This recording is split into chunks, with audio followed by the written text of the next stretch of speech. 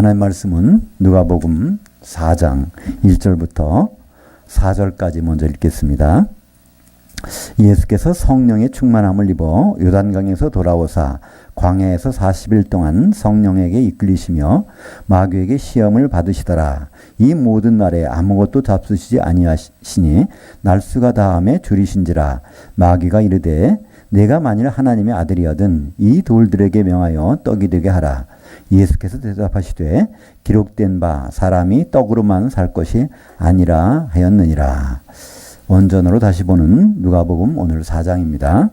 4장의 말씀을 가지고 사람으로서 마귀 유혹을 물리치는 법, 귀신을 쫓아내는 법 이란 제목으로 말씀을 나누겠습니다. 오늘 1절에 보니까 예수께서 성령의 충만함을 입어 이렇게 시작되어 있는데요. 여기에 생략된 부분이 있다면 사람이 되신 예수께서, 그러니까 원래 예수님은 하나님이십니다. 근데 빌립보서 2장 6절과 7절에 보면 하나님과 본체시나 하나님과 동등됨을 취할 것으로 여기지 아니하시고 종의 형체를 가져서 사람으로 나타나서 죽기까지 복종하셨으니, 그래서 하나님의 자리를 내려놓고 사람 오셨기 때문에 예수님은 하나님의 흔적이 없었어요. 30세까지도 전혀.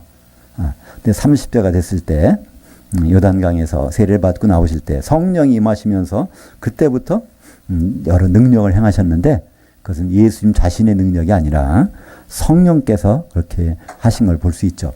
그러니까 예수님이 사역을 시작하시기 바로 전에 40일 동안 금식을 하셨는데 이때 마귀가 유혹하러, 여기서 시험이라는데 시험은 두 종류가 있죠. 유혹하는 게 있고 테스트하는 게 있습니다. 이것은 테스트가 아니라 유혹하는 겁니다. 유혹을 받으셨는데요. 인간이시니까, 인간으로 오셨으니까 40일 금식하면 어떻겠어요, 그죠? 마귀는 이제 그 틈을 타서 하나님의 아들이거든 이 돌들에게 명하여 떡이 되게 하라. 그러니까 마귀는 굉장히 교묘합니다. 하나님의 아들이거든. 그러면 내 이것도 못할 줄 알아? 이걸 받았을지도 모르죠, 그죠? 근데 예수님 대답이 뭐죠? 기록된 바 사람이, 나 사람이야, 나 하나님이 아니라 하나님 자리를 다 거기다 유보해 놓고 여기 왔거든. 그러면 사람이라면 이 먹고 마시는 것이 다가 아니라 뭐라고 그러죠? 떡으로만 설 것이 아니라 하였느니라. 그때 여기 기록된 바입니다. 기록된 바. 성경의 기록으로 남아있다는 것이죠. 그러니까 신명기 8장 3절에 사람이 여호와 입에서 나오는 모든 말씀으로 살 것이니라. 신명기 8장에 보면 그런 말씀이 나오죠. 광야 40년 동안 너희들 광야 생활하게 하신 그 이유를 설명하시잖아요. 너를 낮추시기 위해서, 너희들이 실력으로 사는 것이 아니라 하나님이 도와주시지 않는다면 너희는 아무것도 할 수 없다는 것을 알기 위해서 그렇게 했다는 것을 설명해 주십니다. 그죠? 광야에서는 금이 무슨 필요가 있고 돈이 무슨 필요가 있고 건강, 일을 잘하는 능력이 뭐가 필요가 있겠어요. 그건 만나를 내려주셔야 먹는 거고 반석에서 물이 나와야 마실 수밖에 없는, 그걸 40년 동안 하신 이유를 이제 설명해 주시면서 그러나 결국은 하나님께서 먹여주셔야 되는데 가장 근본적인 것은 하나님의 말씀, 이것이 우선이라는 것을 거기서 말씀하시죠. 이제 예수님은 바로 이 신명기 8장 3절을 가지고 마귀에게 얘기합니다. 그러니까 마귀는 거기서 한마디도 못해요. 그러니까 두 번째 시험을 하죠. 그래서 첫 번째 시험에서 그러니까 마귀는 얼마나 이걸 교묘하게 하는가. 우리는 너무나 마귀를 과소평가합니다. 지금 마귀가 우는사자와 같이 삼킬자를 찾고 있다고 베드로전서 5장 8절에 말씀하고 있는데 우리는 무방비 상태잖아요. 우리가 잘 때도 마귀는 안 잔잖아요. 그럼 우리가 그 부분에 대해서 너무나 어떤 분은 믿음이 좋으시니까 그냥 맡겨드리고 할 수 있겠지만 그렇지 않은 분도 너무나 무방비 상태로 있는 경우가 있어요. 마귀는 얼마나 교묘할까요? 창세기 2장 17절에 하나님은 아담에게 말씀하셨죠. 이 선악을 알게 하는 나무 열매는 먹지 말라. 먹는 날에는 내가 반드시 죽으리라 그랬어요. 그러니까 마귀는요, 요걸 갖다가 시험을 한단 말이야. 그 아담의 아내한테. 그래서 정말 죽는다고 하시더냐? 결코 죽지 않는다. 그러니까 하나님 하신 말씀을 받아가지고 얘기하는 거예요. 근데 마귀가 이것을 틀린 말을 할까요? 마귀는요, 틀린 말은 하지 않아요. 속이는 말을 하죠. 교묘하게. 어떻게 할까요? 하나님 말씀하신 것은 이걸 먹으면 내 명령을 어기면 내가 나와의 관계가 끊어진 내 영이 죽는 거라고 말씀하신 것이죠. 그래서 선악과를 먹었을 때 영이 죽은 것이지 혼이 죽은 것이 아니란 말이에요. 근데 마귀는 이거 먹어도 안 죽어. 맞아요. 혼은 안 죽거든. 그래서 얼마나 교묘한지 똑같이 그 말씀이 내가 영이 죽으리라 이것도 맞고 혼은 죽지 않으리라 이것도 다 맞는 말인데 그렇게 교묘하게 한다는 것이죠. 그러니까 그 전체적인 의도를 알지 못하면 마귀에게 넘어갈 수밖에 없는 것이죠. 두 번째 시험을 볼까요? 그때 마귀가 예수님을 높은 데 데리고 가서 천하만국을 보이며 뭐 이 산이 어디 있는지는 모르겠지만 괜히 높은 곳 산이라고 그래요. 그래서 모든 권위와 영광을 내가 내게 주리라. 이건 다 내가 받은 거라는 거예요. 마귀가 이 모든 땅의 권세를 받았다는 겁니다. 그래서 나한테 절을 하면 그걸 내게 주리라. 근데 마귀가 이것이 거짓말일까요? 아니에요. 창세기 3장 14절에 보면 거기에 여호와 하나님께서 뱀에게 너는 배로 다니고 너희가 살아있는 동안 종신토록 흙의 티끌을 먹을지니라. 흙의 티끌이 뭔가 했더니 같은 창세기 3장 19절에 아담에게 말씀합니다. 너 흙의 티끌에서 왔으니 흙의 티끌로 돌아가리라. 그러니까 아담의 육신을 마음대로 공격할 지배할 수 있는 권리를 그때부터 받은 겁니다. 그러니까 우리 조상 아담에게부터 받았기 때문에 우리 아담의 후손들인 우리들은요 이 법 속에 있는 거예요. 그러니까 사탄 마귀가 이 세상의 모든 땅의 모든 영광을 그들이 권리를 갖고 있어요. 잠정적으로 언제까지요? 예수님 오실 때까지.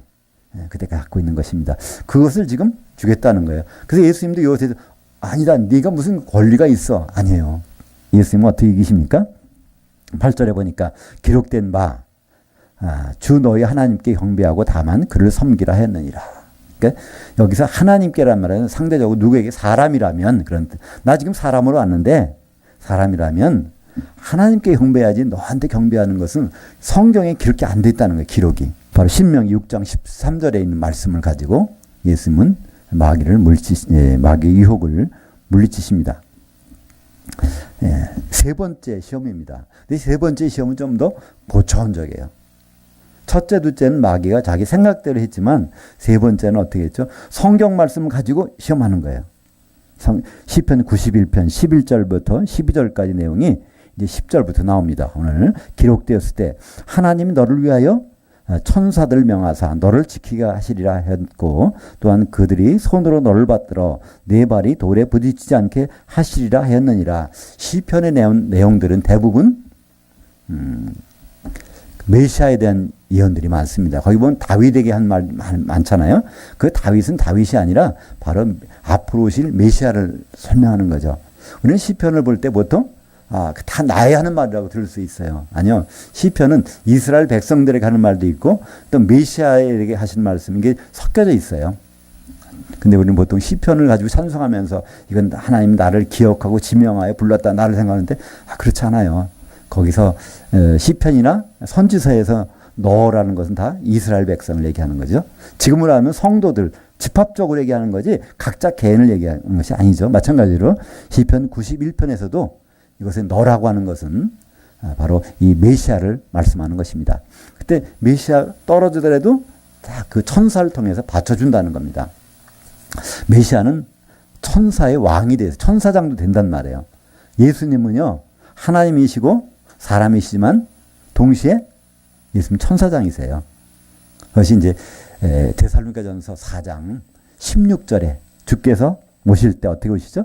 주께서 호령과 천사장의 음성과 하나님의 나팔로 친히 하늘로부터 강림하시리니 이게 주님이 따로 있고 천사장 따로 있고 하나님 따로 있는 것이 아니에요.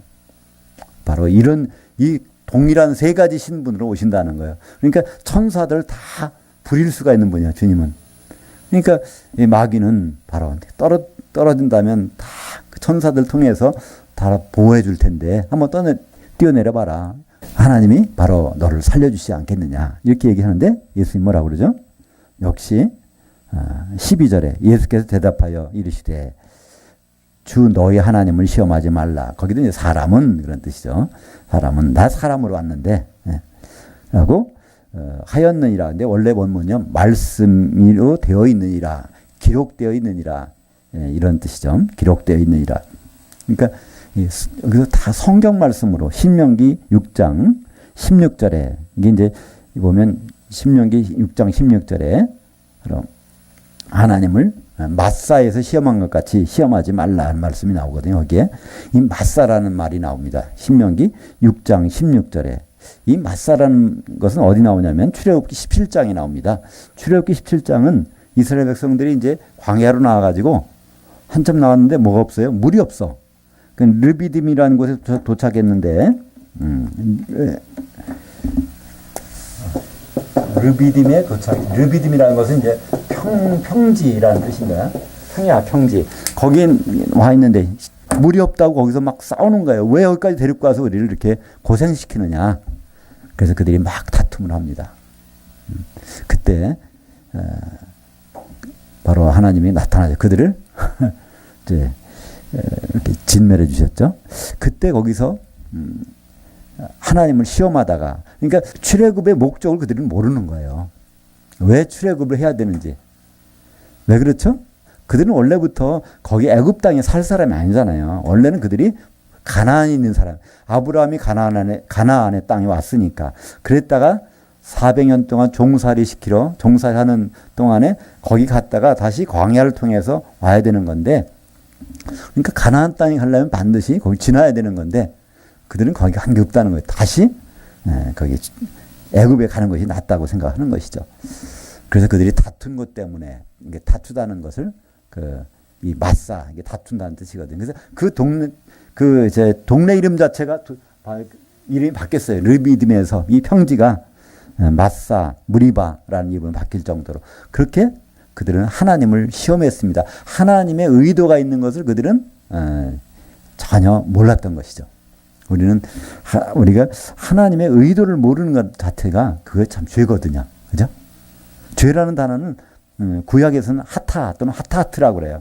하타트라는 것은 가다가 탈선했다는 거예요. 길로 가다가 낭떠러지로 툭 떨어지는 거예요. 그냥 골짜기를 쭉 가다가 툭 떨어지는 거. 그것이 구약에서는 하타 또는 하타트. 이게 이제 떨어지다. 이게 이제 우리말로 이걸 죄라고 그랬어요. 죄. 잘 가다가 탈선하는 거. 기차가 가다가 탈선하면 이거 큰일 나잖아요. 그죠? 신약에서는 뭐라 그러죠? 하마르티아, 그죠? 하마르티아. 이 마르티아, 그건 명중이란 뜻이에요. 화살을 딱 쐈는데 관역에 딱 맞았다. 화가 붙으면 이건 노 그런 뜻이거든요. 아니다. 빗나갔다 그런 뜻이죠. 그러니까 이 빗나갔다, 탈선했다. 결국 어디에서 하나님의 생각에서 빗나가는 것. 그러니까 우리는 죄를 안 지은 사람이 없단 말이죠. 용서받아도 계속 죄를 지을 수 있어요. 하나님 생각에서 벗어날 수 있잖아요. 우리는. 그래도 우리는 다행인 것이 요한일서 1장 9절. 우리가 그거를 자인하고 시인하고 고백만 하면 바로 그것을 깨끗게 해주신다고 하니까 우리는 항상 잉크와 지우개가 같이 있는 거예요. 그죠? 그러니까 그게 은혜죠. 여기서 세 번째 시험도 예수님은 이렇게 물리치셨습니다. 그러니까 여기서 우리는 마귀가 우리를 유혹하면 어떻게 피할까? 주기도문에도 시험에 들게 하지 마옵시고 이게 나오잖아. 그때 이게 똑같은 단어예요. 유혹에 빠지지 않게 하옵시고 기도를 그렇게 하라는 거예요. 그때 우리가 유혹에 안 빠지려면 어떻게 해야 될까요? 한 번밖에 없어요. 기록된 말씀을 보면 돼. 그거로 대적하면 마귀는 더 이상 손들고 그렇다고 영원히 가는 것이 아니에요. 뭐라고 돼 있죠? 네, 3절에 마귀가 모든 시험을 다한 후에 얼마 동안 떠나니라. 이 얼마 동안이 얼마 동안일까요? 네, 3년 반. 그죠? 예수님이 사역을 시작하셔서 예수님이 언제 사역을 시작했을까요? 그러니까 30세인데 만 30세 어느 날 장막절 날. 그죠? 장막절 날 만 30세에 이제 성령이 임하셔서 언제 돌아가셔야 돼요? 6월절 날 6개월 후에. 그래서 3년 반이에요. 그죠?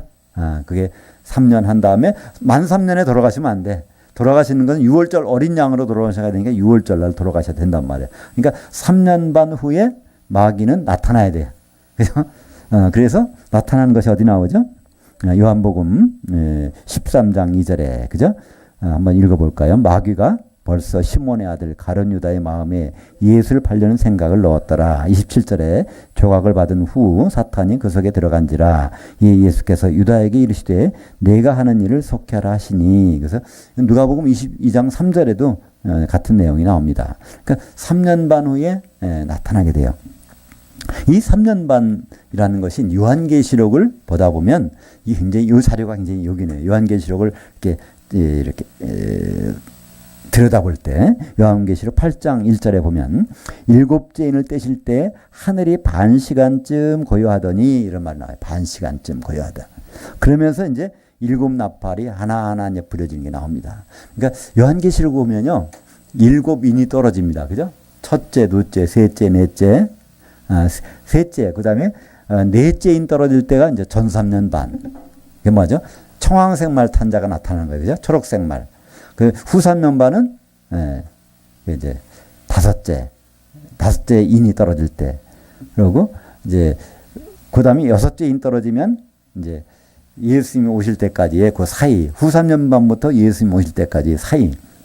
그리고 일곱째 인 떨어지면 다시 어디로 가냐면 처음으로 가는 거예요. 그죠? 왜 처음으로 가냐면 인이 떨어진다는 거는요. 이 두루마리가 있는데 이걸 펴보려면 이게 하나, 둘, 셋, 넷, 다섯, 여섯, 일곱 개가 있어야 이걸 펴볼 수, 이거 떼야 펴지는 거예요. 하나, 둘, 셋, 넷. 그래서 일곱 개 때 딱 떨어지면 그때부터 첫째 나팔, 둘째 나팔이 쭉 나온단 말이에요. 그죠? 그래서 이제 일곱째 인을 떨어진 순간에 이제 첫째 나팔이 불리는 거예요. 그때 하늘이 반 시간 동안 조용했다는 거죠. 그게 뭘까요? 예수님의 사역은요, 그분이 이 세상에 오셔서 성령 임하신 다음부터 사역 시작했잖아요. 그 다음에 그분이 이제 죽으시고 부활하셔야 돼. 그죠? 그 기간이 이제 3년 반이잖아요. 마귀가 지금 유혹하고 나서, 그 다음 유혹 끝난 다음에 3년 반 동안은 6월절 때까지는 그냥 내버려뒀다. 그때 가서 나타나서 하는 거예요. 그러니까 요한계시록 8장 1절에 보면 반 시간쯤 고요하더니 요한계시록에서 1시간이 7년입니다. 그건 요한계시록 17장 12절에 보면 그 짐승이 활동하는 시기, 그 바로 한 일에 7년이라고 되어 있어요. 그것이 거기는 1시간 동안 이 권세를 받았다. 그래서 요한계시록의 1시간은 7년이고 반 시간은 바로 3년 반입니다. 그래서 이 예수님이 이 공생이 시작하는 동안에 마귀는 예수님하고 직접적으로 아무것도 못했어요. 벌써 이 3번 동안 했다가 손들어오고 나간 거죠. 그리고 나중에 6월절 때 등장을 하게 됩니다.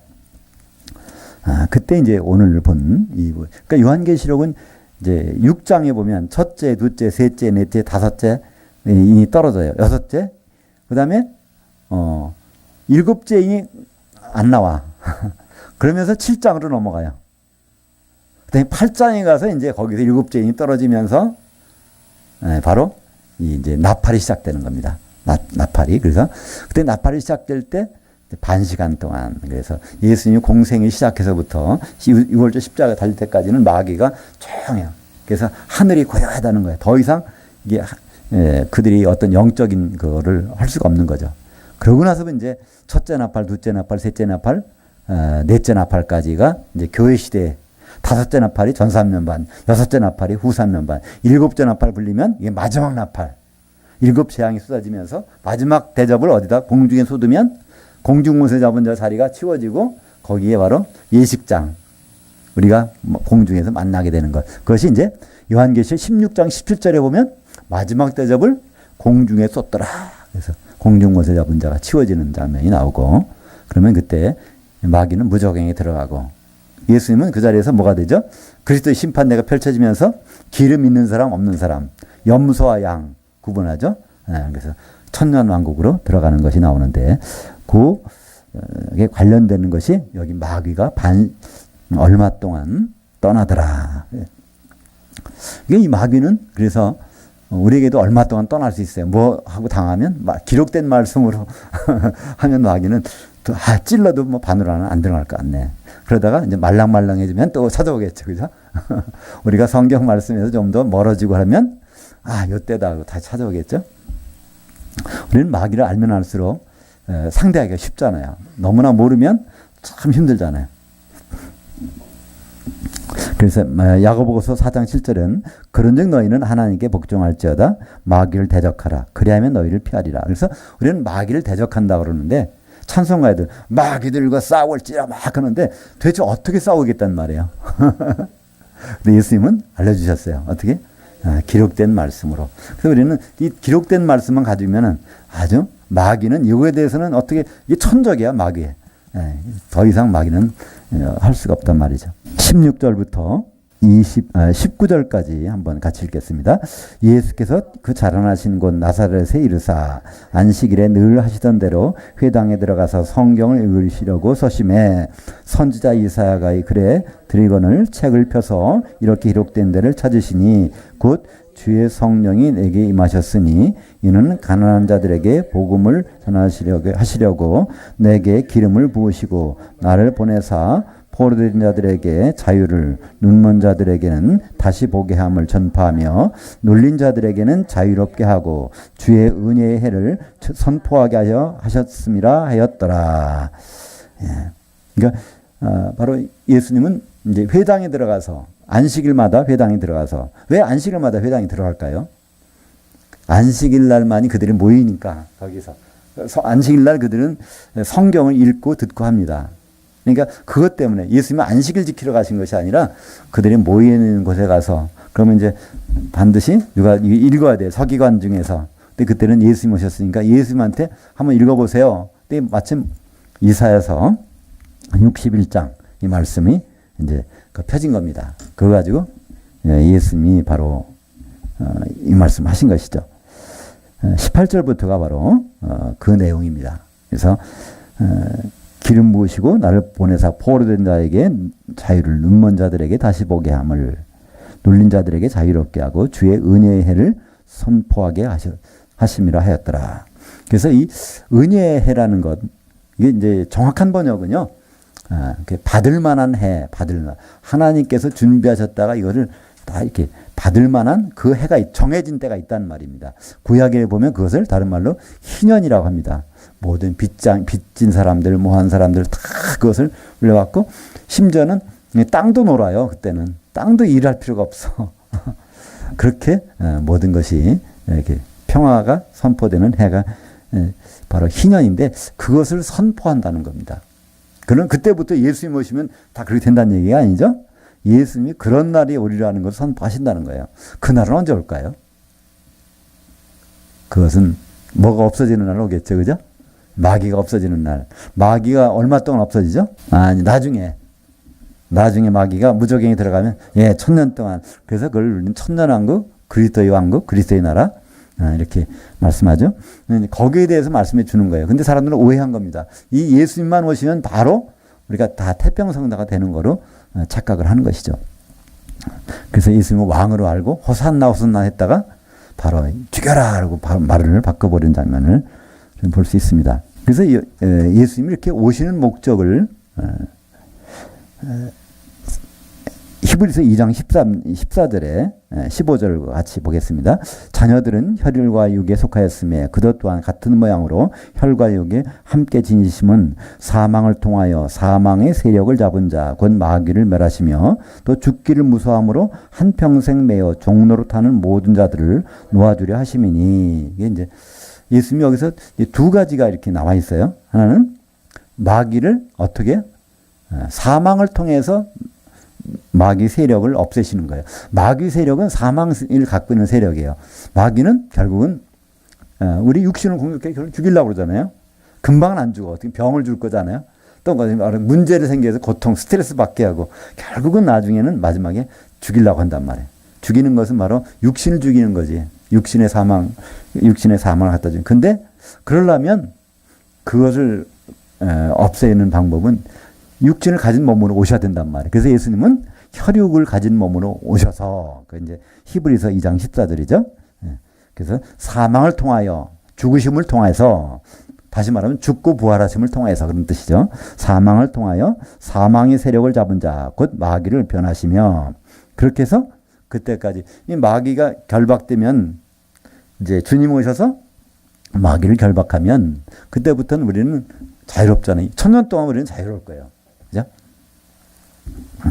그것이 이제 이사야서 61장에 그 부분에서 메시지가 나왔다는 거예요. 그것을 예수님이 이제 선포를 하셨습니다. 근데 이런 예수님이 그런 곳곳에서 오늘 보면 이제 이후에도 계속 전도를 하세요. 갈릴리부터 또 여러 지역을 다니며 전도를 하시는데 그 목적은 그 백성들에게 그걸 알려주려고 하셨을까요? 그럼 예수님은 좀 실패하신 분이세요. 그죠? 얼마 못 돌아다니셨잖아요. 지구 땅덩어리가 얼마나 넓은데 예수님은 조금 돌아다니시다가 결국은 못했어요. 예수님의 목적은 바로 사도들에게 그걸 보여주시는 겁니다. 사도들에게 계속 보여주시는 거예요. 앞으로 이제 누가복음에서 계속 나오는 것, 십자가에서 죽으실 때까지 나오시는 모든 행위는 사도들에게 보여주시기 위한 것입니다. 그래서 사도들이 그걸 보고 이제는 복음을 전할 수 있도록. 그러니까 사도들에 대해서 실제 현장 실습을 보여주시는 것. 네, 그렇게 보시면 모든 내용이 풀립니다. 그렇다면 예수님 하필이면 그때 나타나셔가지고 잠깐 있다가 또 오래 계시면 괜찮은데 3년 반 동안 활동하시다가 그냥 가버리셨을까? 조금 오래 활동하셨으면 좀 혜택을 많이 받을 텐데 그게 아니란 말이죠. 그것은 바로 사도들에게 그것을 보여주시기 위해서 이렇게. 그래서 예수님이 고향에 가서는 더 이상 사람들이 예수님을 반기잖아요. 저 나사렛 예수, 저 아버지가 목수고 별거 아닌데. 더구나 고향뿐 아니라 거기서 말하는 고향은 나사렛 지방일 수도 있고 조금 크게 보면 이스라엘 나라라고 볼 수 있어요. 그래서 예수님은 아예 말씀하셨어요. 여기서는 나를 알아보지 못한다. 말해줘도 소용없다는 거예요. 그러나 왜 말을 할까요? 사도들은 한번 보라고. 그죠? 24절부터 27절까지 같이 읽겠습니다. 또 이르시되 내가 진실로 너에게 이르노니 선지자가 고향에서는 환영을 받는 자가 없느니라. 내가 참으로 너에게 이르노니 엘리야 시대에 하늘이 3년 6개월 동안 닫히어 온 땅에 큰 흉년이 들었을 때 이스라엘에 많은 과부들이 있었을 때 엘리야가 그중 한 사람에게도 보내심을 받지 않고 오직 시돈 땅에 있는 사렙다의 한 과부에게 뿐이었으며 또 선지자 엘리사 때에 이스라엘에 많은 나병 환자들이 있었을 때 그 중에 한 사람도 깨끗함을 얻지 못하고 오직 수리아 사람 나만 뿐이었더라. 예. 그래서 예수님 여기서 자기를 선지자라고 그래요. 선지자. 예수님은 신분이 세 개의 신분을 갖고 계시죠. 예, 선지자, 대제사장, 왕.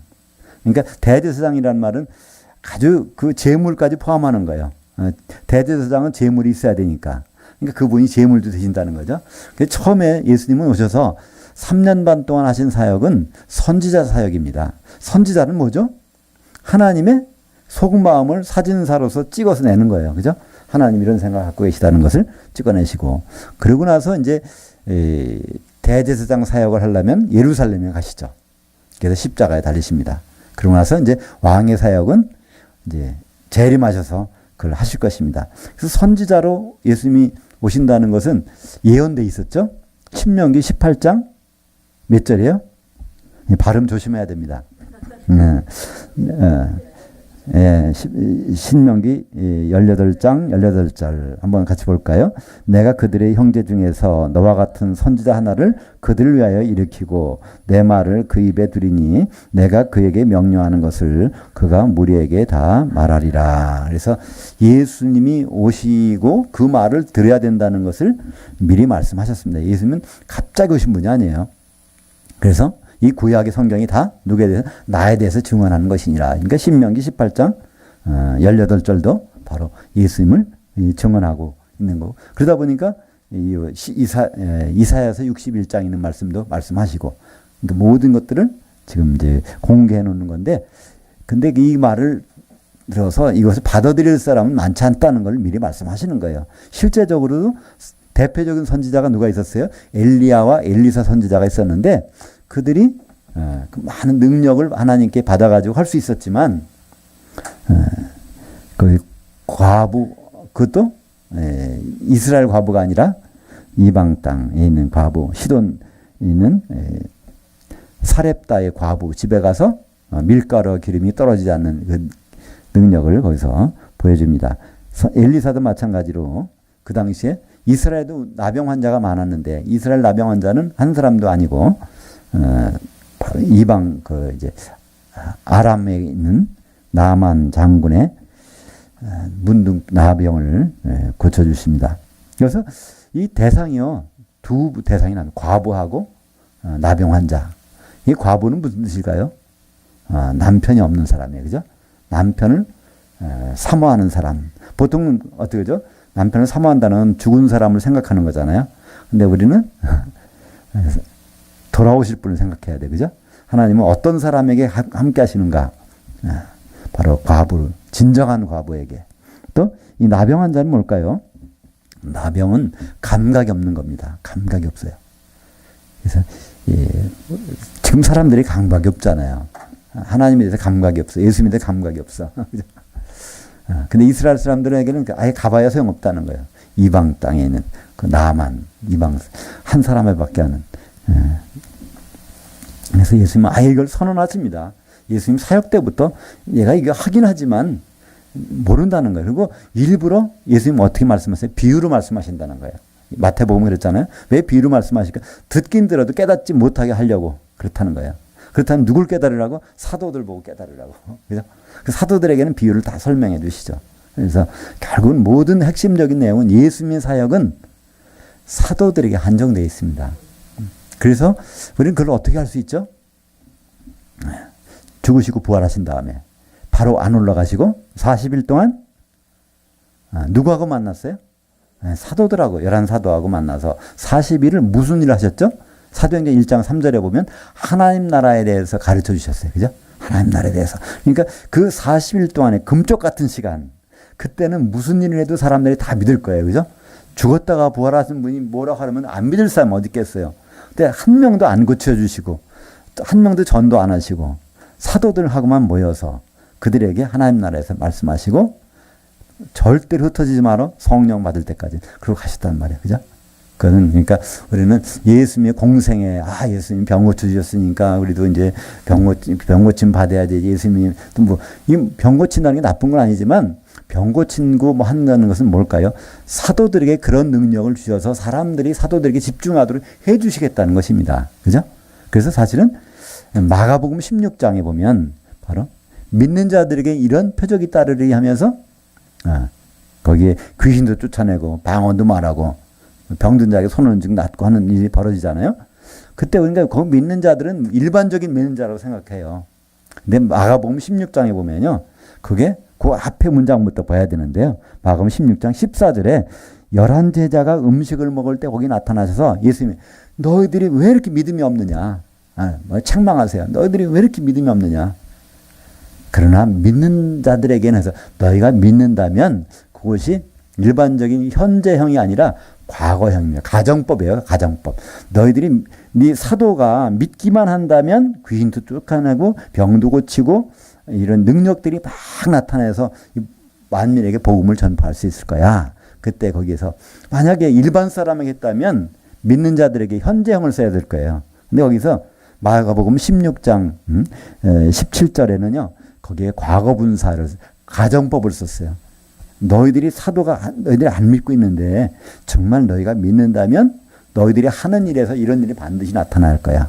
그래서 한마디로 귀신 쫓고 병 고쳐가는 것이 중요한 일이지만 그것이 주가 아니라 그것을 하면서 사람들에게 관심을 모아서 하나님 나라의 복음을 선포하도록 그 길을 열어주셨다는 겁니다. 만약에 귀신 쫓고 병 고치는 일이 사도들의 본업이라면 사도 바울이 육체의 가시를 가지고 병을 앓다가 그냥 죽어버릴까요? 왜 디모데를 자기 사랑하는 제자 디모데에게 너 저 자주 나는 위장병 그걸 위해서 포도주 좀 마시라고 할까요? 그냥 안수하든지 아니면은 그냥 영적으로 기도 세게 해주면 끝날 거 아닙니까? 그렇게 안 하시거든요. 그러니까 병 고치고 귀신 쫓고 병 고치는 것은 하나님의 일이지만 그 주목적은 아닙니다. 그 고침받은 사람들이 나중에 다 떠나가잖아요. 그죠? 오병이어의 사건으로 남자가 몇천 명이요? 예, 5천 명. 여자까지 합해서 애들까지 합하면 2만 명 넘는 사람들이 나중에 예수님 십자가 달릴 때는 다 거기에 관심도 없단 말이에요. 그걸 직접 경험한, 이게 먹는 것이 한번 생각해 보세요. 없었던 거에 나와서 지금 먹고 있었다는 그 경험은 끝까지 갈 거잖아요. 정말 먹었던 사람이니까, 광야에서. 그래도 안 나타난단 말이에요. 그죠? 그러니까 이 세상에 나타나는 현상들이 그걸 해결하고 오신 분이 아니란 말이죠. 예수님이 그것 때문에 섭섭하다고 안 그랬잖아요. 그것은 하나의 과정이었습니다. 31절부터 보면 복음을 선포하시면서 무슨 일이 나타날까요? 이 귀신 쫓는 일이 나타나요. 그래서 어떤 사람에게 가버나움에 오셔서 회당에 들어가셨는데 귀신 들린 사람이 있어요. 그때 누가 먼저 알아봐요? 귀신이 먼저 알아봐요. 그죠? 당신 왜 우리를 벌스럽게 오셨습니까? 우리를 쫓아내려고 오셨습니까? 얘기하는 거예요. 근데 거기에다가 예수님 뭐라고 그러죠? 그 사람에게서 나오라. 그러니까 그 사람 속에는 뭐가 들어가서 그랬다는 거예요. 그죠? 그 사람에게. 그러니까 우리는 귀신 사람 속에 들어올 수 있다는 거예요.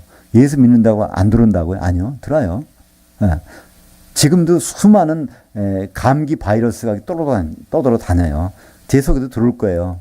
또 여러분들 속에도 들어갈 겁니다. 근데 건강한 사람들은 들어갔다가 거기 못 있고 나온단 말이에요. 들어갔다나 들락날락.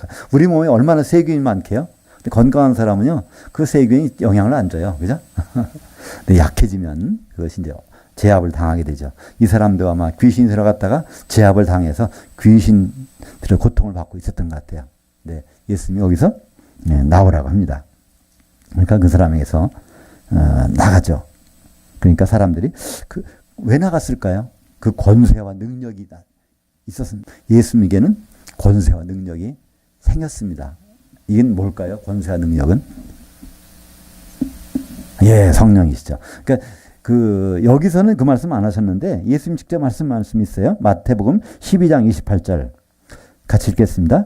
그러나 내가 하나님의 성령을 힘입어 귀신을 쫓아내는 것이면 하나님 나라가 이미 너에게 임하였느니라. 그러니까 이 귀신은 성령의 권세 앞에는, 그 능력 앞에는요, 스스로 물러나게 돼 있어요. 스스로. 그러니까 우리는 귀신을 되게 두려워합니다. 귀신 있겠어? 하지만 혼자 조용히 공동묘지 앞엔 비가 부슬부슬 오는 날 한번 지나가 보세요. 좀 뭔가 하는 거죠? 큰 집에 캄캄한데 그냥 바람 확 불 때 삐삐 소리 나고 그렇게. 그러면은 우리는 뭔가는 무섭게 느껴지잖아요. 그죠? 그래서 사람들은 귀신이 없다고 하면서 귀신을 되게 무서워해요. 그죠? 하나님 있을 거야 하면서 하나 안 무서워해요. 그죠? 근데 귀신은 없다고 하면서 너무 무서워하는데, 귀신은 우리가 생각하는 것보다 무서워하는 게 있어. 귀신은. 그죠? 성령을 너무너무 무서워한단 말이야. 그래서 어떤 사람에게서 귀신이 나갔으면 물 없는 곳으로 돌아다니다가, 그러니까 물이라는 건 거기서는 성령이시잖아요. 왜냐하면 성령을 힘으로 쫓아냈는데 귀신이 나갈 때 물 없는 곳으로 돌아다닌다고 하니까. 그래서 생수, 바로 그 물이라는 것은 좋은 뜻도 있고 나쁜 뜻도 있는데 그 생수를 뜻할 때는 성령을 뜻하죠. 그죠? 귀신은 물이 없는 곳으로 다닌다고 합니다. 우리 속에 물이 없다면 귀신은 들어올 겁니다. 자기 친구까지 다 같이 데리고 들어오는 것이 마태복음 12장에 기록으로 있죠. 이 모든 내용, 그러니까 예수님이 이 3년 받는 사역을 끝내고 죽으시고 부활하셔서 승천하셨고, 그러고 나서 한참 지나서 사도 베드로는 예수님의 3년 반 행적에 대해서 이렇게 설명을 합니다. 그것이 사도행전 10장 38절입니다. 같이 읽겠습니다. 하나님이 나사렛 예수에게 성령과 능력을 기름 붓듯 하셨음에 그가 두루다니시며 선한 일을 행하시고 마귀에게 눌린 모든 사람을 고치셨으니 이는 하나님이 함께 하셨음이라. 이거는 이제 베드로가 아주 알기 쉽게 설명해 주는 거예요. 누구에게? 이방인들에게. 이방인 가이사라라고 하는 그 지중해 해안가의 도시에 가서 거기서 예수님의 공생에 대해서 간략하게 설명해 준 거예요. 나사렛 그 인간으로 오신 그분이 하나님 성령과 능력을 기름 붓듯 하셨으며, 이게 성령과 능력은 동격이에요. 능력이라는 것은 디나미스라고 해서 여기서 다이나마이트라는 말이 나왔죠. 바로 성령, 바로 능력. 그것이 바로 기름 붓듯 부어주셔서 마귀에 눌린 자를 모두 고치시고 한 일들을 여기서 말씀하고 있습니다. 그러니까 사실 이 세상에 많은 어려운 것들 결국은 다 이유가 있어요. 그죠? 우리가 아픈 거 의학적으로 이유가 있습니다. 어떤 병균이 들어가서 바이러스가 들어가서 또 어떤 사고를 당해서 이게 다 됐어요. 그러나 그것을 영적으로 보면 그것을 조장한 누가 있겠죠. 그죠? 그 일을 가담하게 하는 그 세력들이 분명히 있단 말이에요. 그죠? 그런 세력. 뭐 의사의 말도 맞지만 영적으로도 물론 그렇게 하는 배후 세력들이 있는데 보면 이제 38절에 보면 시몬의 장모가 열병이 들었어요. 시몬 누구죠? 베드로가 예수님을 처음 만난 장면이 어디 나오죠? 요한복음 1장 42절에 보면 베드로의 동생인 안드레가 세례 요한의 제자였다가 자기 형한테 와서 나 그리스도 만났다 해서 소개해 줍니다. 그때 만나서 그리고 같이 제자로 다녀요. 가버나움에도 같이 가고 간단 말이에요. 그러다가 언젠가 떨어져 버렸어요. 따로따로 갈 길을 갔어요. 그러다가 이제 예수님이 신방을 가는 거예요. 그래서 이제 여기는 안 나오지만 다른 복음서에 보면 야고보와 요한을 데리고 이제 이렇게 이제 신방을 가는 거예요. 누구 집에요? 그 베드로의 장모 집에 가서 그 베드로 집인지 베드로 장모 집인지 모르겠지만 일단은 장모가 있는데요. 거기 가서 그 열병을 들린 열병이라고 하면 지금으로 하면 장티푸스나 그런 거겠죠. 그래서 그걸 고쳐주십니다. 그래서 근데 여기 보니까 열병을 꾸짖어 버려요. 어떻게 병을 꾸짖을까요? 열병을 갖다 주는 어떤 악한 세력이 있겠죠. 그걸 꾸짖으니까 이게 나가버린 거예요. 그러니까 병이 고쳐진 거죠. 여기서는 뭐 귀신이라고 안 써 있지만 우리는 그렇게 생각해 볼 수 있습니다. 그 열병을 갖다 주는 귀신이 나가버리니까 병도 거기서 나와버리게 되겠죠. 그래도 이 베드로는요, 예수님께 안 돌아와요. 나중에 누가 보면 5장에 가면 그때 가서 예수님이 이제 설교를 하신 다음에 그 다음에 베드로 배에 너 그물 좀 던져봐 그랬더니 그때 가서 한번 주여 내게 떠났어. 그때부터 들어오는 거예요. 그러니까 이 베드로도 그냥 예수님을 왔다가 세상으로 갔다가 다시 왔다가 거다가 장모님 제 병까지 고쳐주셔서 그럼 그때라도 따라다녀야 될 거 아니에요. 그죠? 베드로는 따로 고기 잡으러 갔었어요. 그죠? 그러니까 예수님이 그 배에 나중에 올라타셔서 이제 하신 그것이 이제 5장이 나옵니다. 다음 장 5장에. 하여튼 이 사건이 있는 다음에 베드로는 그래도 안 따라 나섰는데 다시 예수님은 이제 나가서 사람들의 온갖 병자를 고쳐주십니다. 40절부터 41절까지 보겠습니다.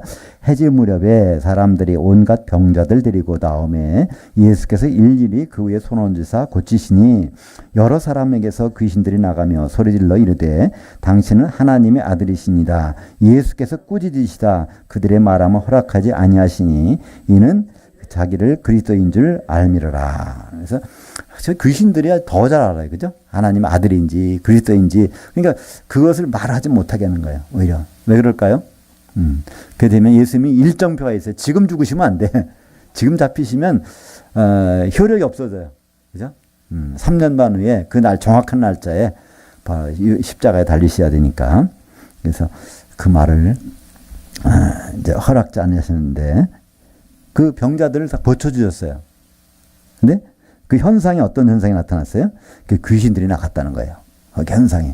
병자들을 고쳤는데 귀신들이 나간 걸 볼 수 있습니다. 그래서 우리 이 배후에서 우리가 아프고 한 것들, 배후에는 악한 세력들이 항상 있을 수 있다는 것이죠. 근데 그들이 건드리는 건 우리 육신을 건드리는 거예요. 우리 영은 접근을 못 해요. 바로 그들이 우리 영을 공격하게 되는 것을 볼 수 있죠. 여기 마가복음 16장 14절 아까 잠깐 봤었는데 한번 다시 읽어볼까요? 그 11제자가 음식을 먹을 때 믿는 자들에게는 이런 표적들이 따르리니 곧 그들이 내 이름으로 귀신들을 쫓아내며 병든 사람에게 손을 얹은 즉 나으리라 하시더라. 그래서 여기에 중요한 것은 뭐죠? 내 이름으로 귀신 쫓아낸다는 거예요. 내 이름으로.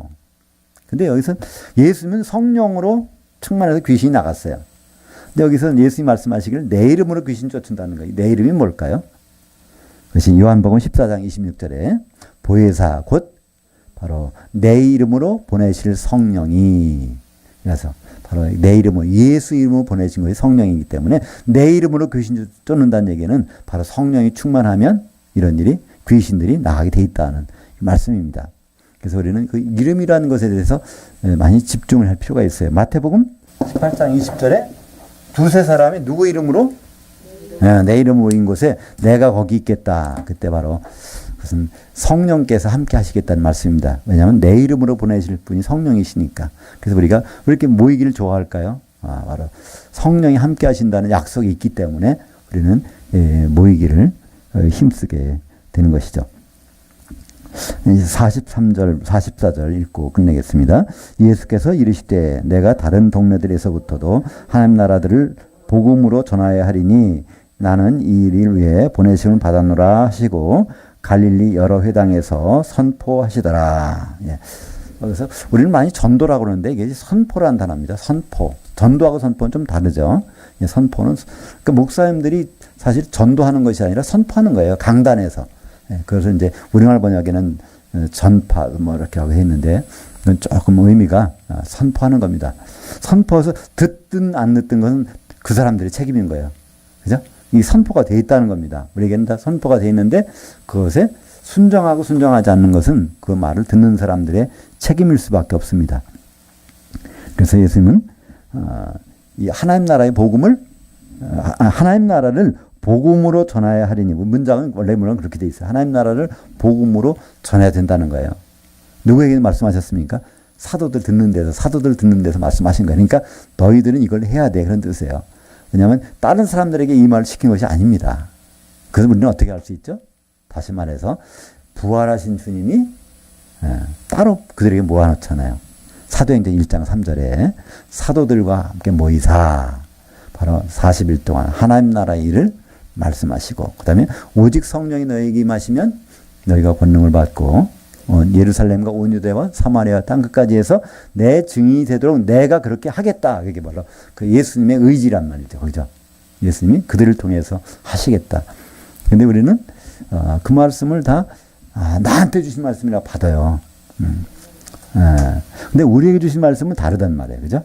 우리에게 주신 말씀은 사도들이 한 말을 좀 들으라는 거예요. 그 요한복음 17장 이 기도에서 나오잖아요. 예수님 마지막 겟세마네 기도에서 17장 20절과 21절에 바로 내가 기도하는 거는 요 사도들만 위한 것이 아니라 이제 사도들의 말을 듣고 바로 하나가 되는 사람들을 위함이니 그 성도들은 하나가 되는 일이 있는 것이지 사도들은 이 말을 성도들에게 선포하고 그렇게 구분해서 주셨는데 우리는 그냥 전하는 것만 생각하는 거예요.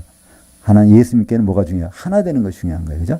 사도들이 말을 들은 성도들이 하나 되는 것 이것이 굉장히 중요한 것이죠. 그래서 여기에 마지막에도 하나님 나라를 복음으로 전하여야 하리니 그래서 이것은 여기 제자들이 사도들이 이 말을 듣게 하시는 겁니다. 그래서 이 일을 계속 이제 3년 반 동안 반복하십니다. 그리고 나서 마지막에 와서는 너희들 부활하고 나서도 그죠? 빨리 가서 이거 하나님 말씀을 선포해 안 그랬어요. 기다려. 성령 임할 때까지 절대로 있고 성령이 임하게 되면 내가 이렇게 해줄게. 그것이 바로 사도행전 1장 8절 오직 성령이 너에게 임하시면 내가 이렇게 하겠다. 말씀을 주셨습니다. 오늘 예수님은 사람으로서 공생애를 시작하시면서 마귀를 어떻게 물리치시는지 귀신은 어떻게 도망가는지 그 부분들을 우리에게 보여주셨습니다. 물론 사도에게 보여주신 거지만 우리는 사도의 글을 누가를 통해서 우리가 알게 되는 것이죠. 우리는 끊임없이 마귀의 유혹을 받게 됩니다. 또 귀신들의 어떤 그 세력과 그들의 장난에 놀아날 수도 있어요. 그렇잖아요.